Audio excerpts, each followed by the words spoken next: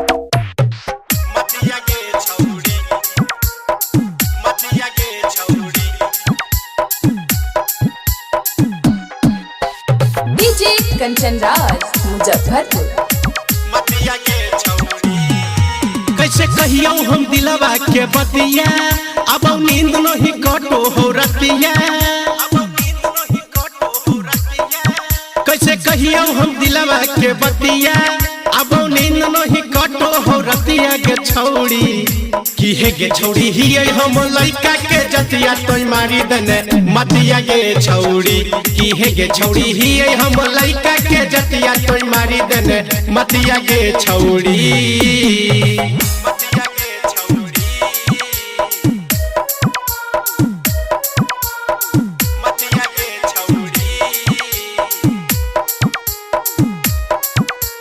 DJ Kanchan Raj Muzaffarpur. मारी दने मतिया के छौड़ी इंस्टा के रील कल को जियल मुश्किल गे गोरे गोरे गाल मोरा लगे गेलौ दिल गे हे गे। इंस्टा के रील कल को जियल मुश्किल गे गोरे गोरे गाल मोरा लगे गेलौ दिल। याद आबो हो तोर सूरतिया यही सोची सोची कटौरतिया गे छौड़ी की है गे छौड़ी ही हम लइका के जतिया तोय मारी दने मतिया गे छौड़ी की है गे छौड़ी ही हम लइका के जतिया तोय मारी दने मतिया गे छौड़ी। मतिया गे छौड़ी मतिया गे छौड़ी